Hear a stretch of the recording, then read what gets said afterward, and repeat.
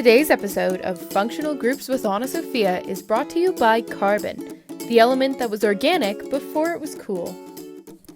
Hi everyone, today we're going to be taking a look at what is considered by some to be some of the most important functional groups, aldehydes and ketones.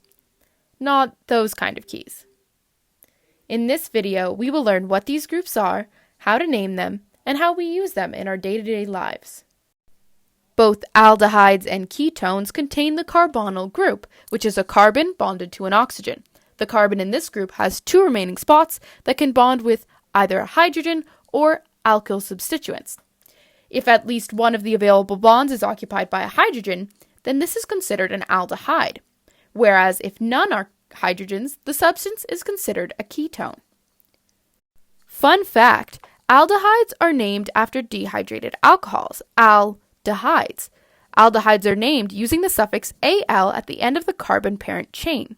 For example, in this compound, since there is one carbon, this would be methane. Because here it has the carbonyl group and is bonded, in this case, with two hydrogens, this becomes methanal. The common name is derived from the suffix aldehyde.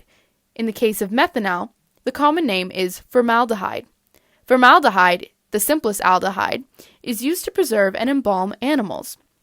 For example, if you've ever dissected a frog, that pungent smell that lingered in the room afterwards was likely our favorite aldehyde, formaldehyde.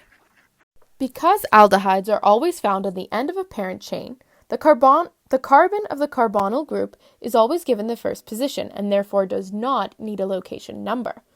Carbon counting begins with a carbonyl carbon in aldehydes, like here in the case of Z-hex-3-enal.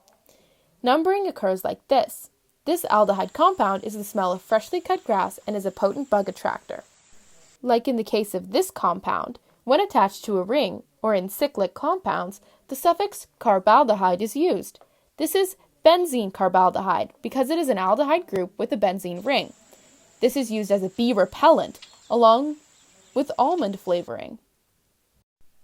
Now for ketones, and no, not that kind of key. Ketones are similar to aldehydes, however the carbon in the carbonyl group is bonded to alkyl groups and not hydrogens. Ketones are given the suffix ONE. These are located anywhere on the parent chain and therefore require location numbers. For example, this is 2-pentanon. This is used as a food flavoring with a flowery scent and as a solvent for paint. This is propanon, also known as acetone, which is the simplest ketone. Here we have the carbonyl group bonded with two carbons. Because there is only one possible location for the carbonyl group, it does not require a location number.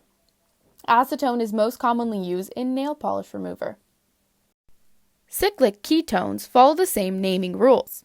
In cyclohexanon, we have the hexane molecule with an added carbonyl group. Because its carbon bonds with carbons and not hydrogens, this is a ketone group. Cyclohexanon is used as an effective solvent and is used to dye silks and clean metals. Today on Molecules That Change the World, Aldehyde and Ketone Edition. I'm your host, the Carbonyl Group. We'll be taking a look at the highest rated aldehydes and ketones. In third place, we have the wonderful cinnamaldehyde that brought us the best oatmeal and the most wonderful dessert, cinnamon rolls. In second place, we have acetone. Without it, once your nails are painted, they would stay. And in first place, your mother's favorite, the one and only, vanillin, that smells like homemade cookies and French ice cream.